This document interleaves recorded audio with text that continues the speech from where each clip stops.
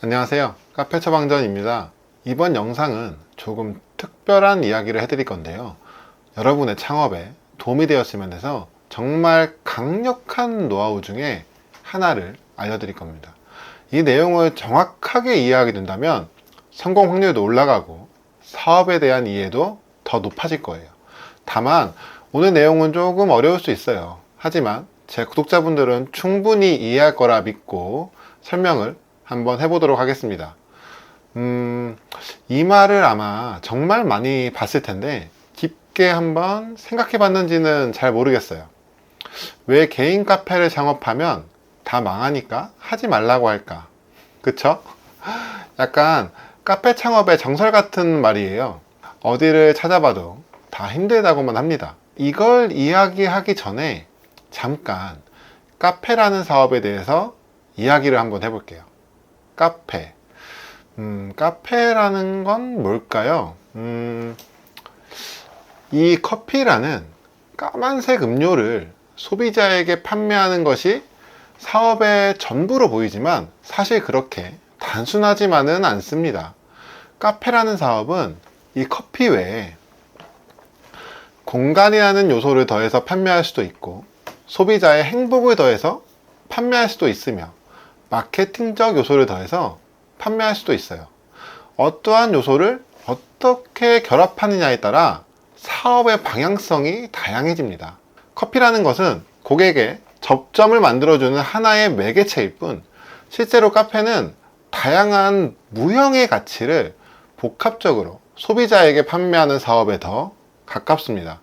다양한 가치가 더 많이 융합될수록 브랜드 가치도 상승하게 돼요.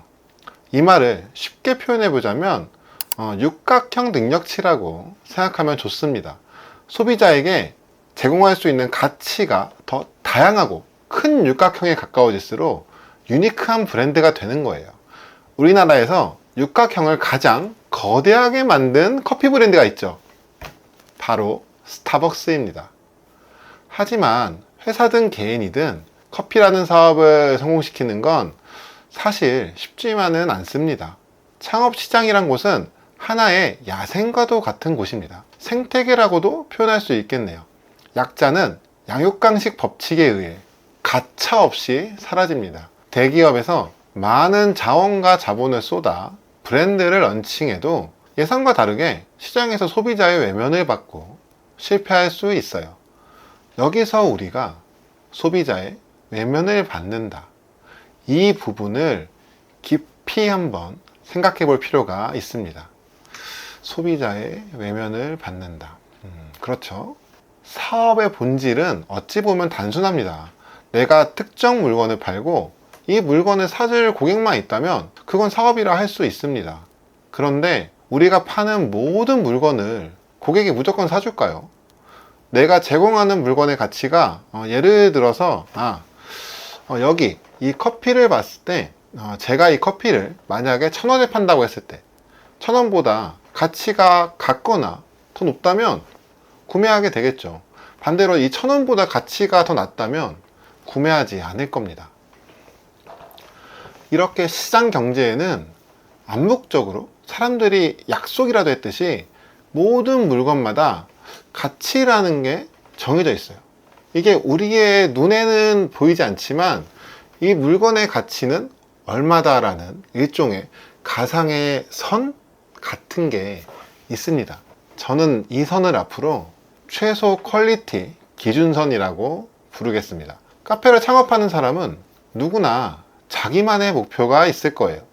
누구는 한 달에 월 매출 1,000만 원, 어떤 사람은 한 달에 월 매출 2,000만 원, 더 큰 꿈을 가진 사람은 월 매출 3,000만 원, 당연히 그 이상도 있을 겁니다. 첫 매출을 달성하기 위해선 아까 제가 얘기했듯이 우리 눈에 보이지 않는 그 최소 퀄리티 기준선을 넘어가야 합니다.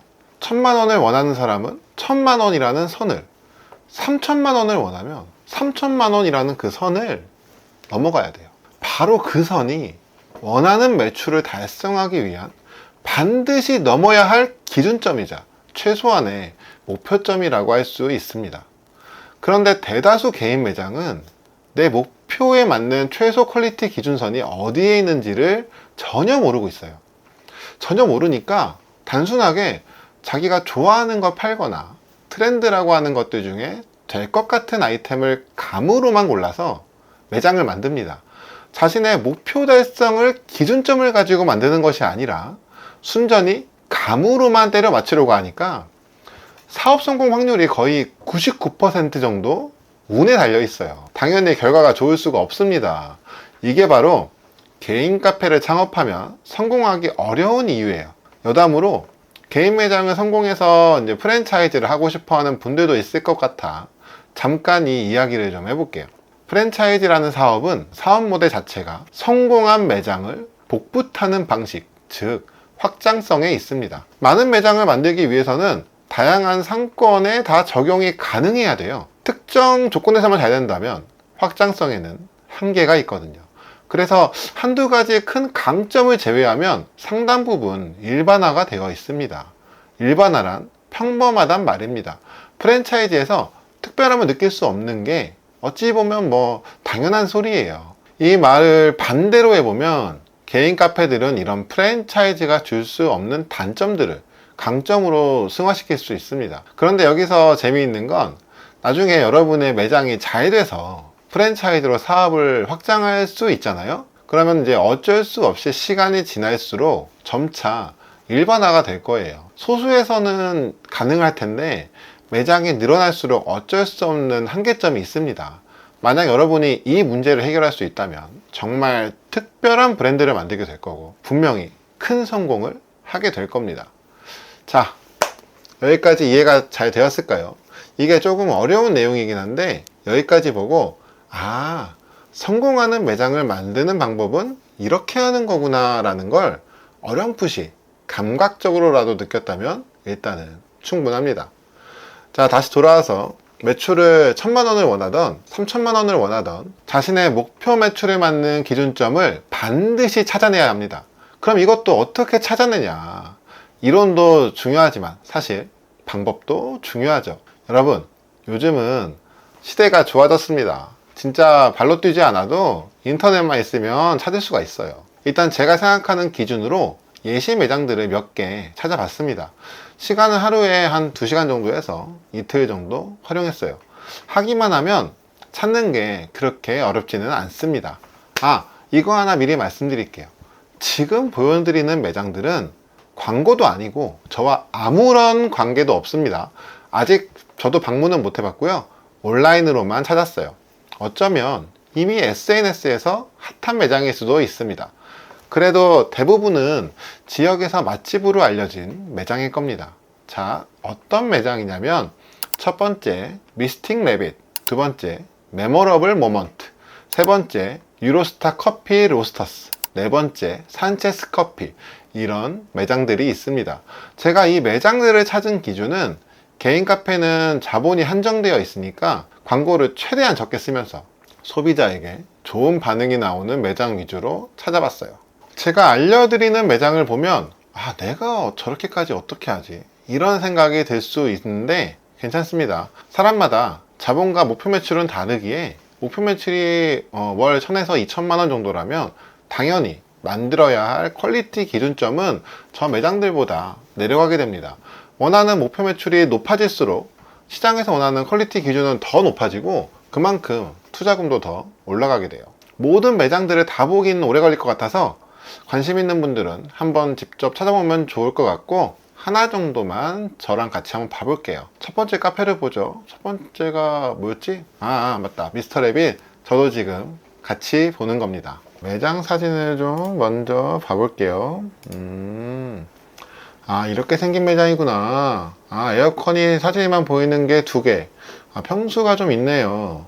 타일이랑 페인트 마감에 이 가구까지 하면 여기는 인테리어 비용을 많이 썼을 것 같아요. 빙수 파는 매장이구나. 복숭아가 산처럼 쌓여 있어요.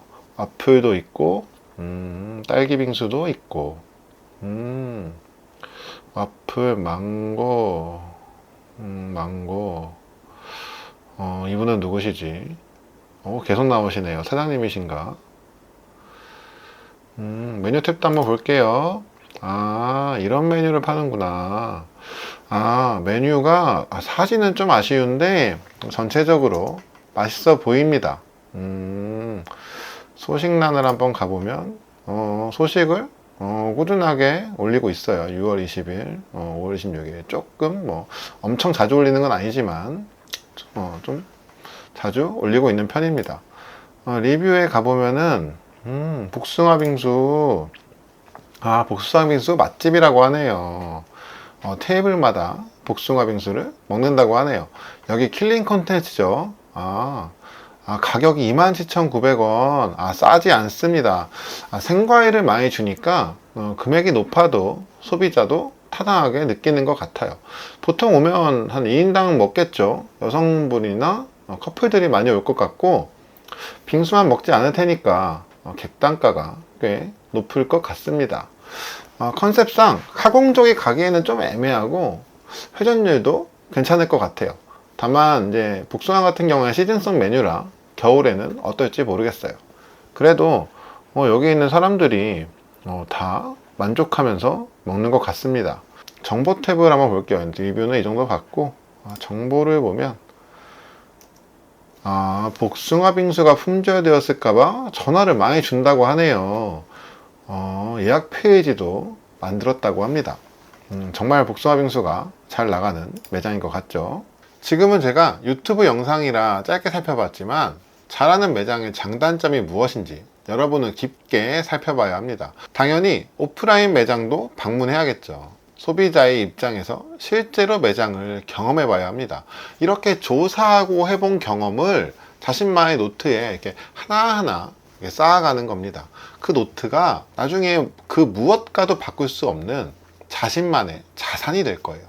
그러면 저 매장을 어떻게 찾는 건데, 이런 생각을 하는 분도 있겠죠. 걱정 마세요. 매장 찾는 방법도 알려드릴게요.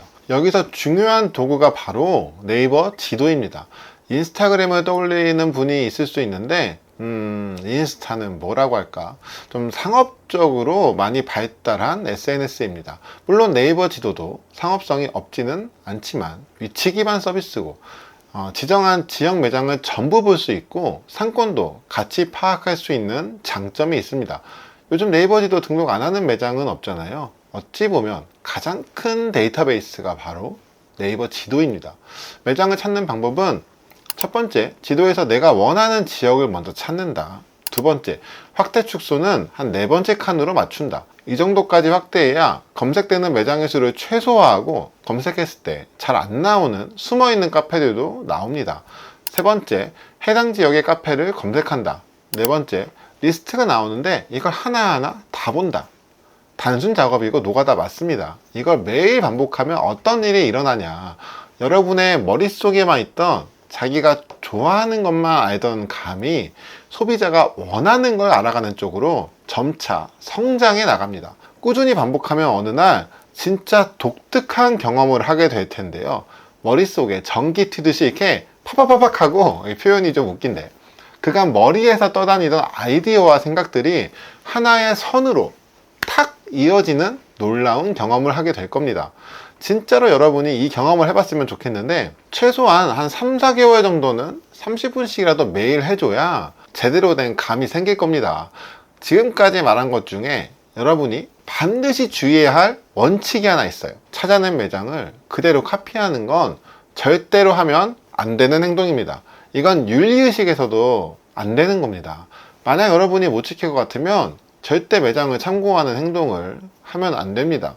다시 한번 말하지만 이 작업을 해야 하는 이유는 시장에서 요구하는 최소 퀄리티 기준선을 찾아내는 작업이지 카피를 하기 위한 작업이 아닙니다. 여기에 한 단계만 더 나아가면 아이디어와 나만의 장점을 조합해서 본질이 정말 강한 카페를 만들어낼 수 있어요. 저는 무엇보다 이런 원리와 이론을 굉장히 강조하는 사람인데요. 이런 내용 없이 여러분에게 이런 방법적인 것만 설명을 하게 되면 문제가 생깁니다. 예를 들면 여러분, 장사가 잘 되는 카페를 만드는 건 시장에 먹히는 카페를 만드는 게 중요한데 네이버 지도에서 잘 되는 매장을 찾습니다. 이거 확인해서 잘하는 애들 조합해 여러분만의 카페를 만들면 됩니다. 그러면 매출이 잘 나올 겁니다. 이러면 그냥 이런 방법도 있구나 하고 일단 안 합니다. 이게 가진 가치를 이해하지 못해요. 더 큰 문제는 만약에 한다고 해도 제가 설명했던 의도와 방향이 완전히 다른 결과물을 만들게 됩니다. 이런 이유 때문에 저는 어떠한 행동을 할 때 현상과 근본적인 이유를 정말 중요하게 생각하는 사람입니다. 여러분이 이 영상을 보면서 이 사람 뭔가 다른데 라고 느꼈다면 이런 부분 때문이에요. 농담이에요. 만약 누군가가 저에게 프랜차이즈와 개인 매장 중 한 가지를 고르라고 한다면 저라면 사실 프랜차이즈를 할 돈으로 개인 매장 2개를 하거나 더 큰 매장 1개를 선택할 거예요.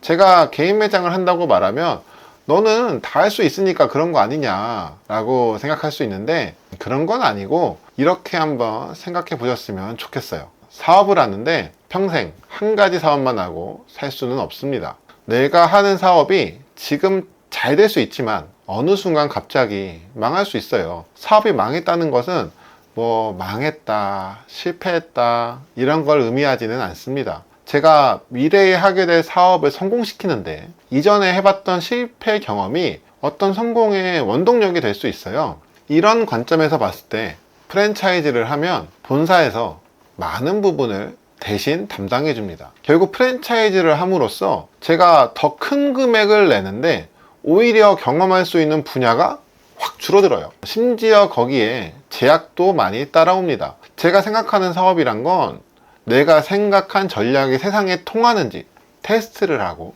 검증 단계를 거쳐서 성공한다면 많은 보상을 얻을 수 있는 시스템인데, 프랜차이즈는 뭐랄까 사업의 데모 버전이랄까. 잘 되면 돈은 얻을 수 있지만 경험적인 측면에서는 턱없이 부족하다고 느껴져요. 물론 사업을 처음 하는 사람한테는 프랜차이즈가 도움이 될 수는 있습니다.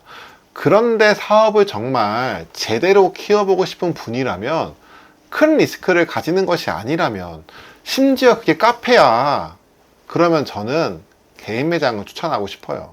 이건 제 개인적인 의견입니다. 제 의견에 동의하지 않아도 괜찮아요. 자, 오늘 영상은 어떠셨나요? 저는 이번 영상 제작하면서 고민이 정말 많았습니다.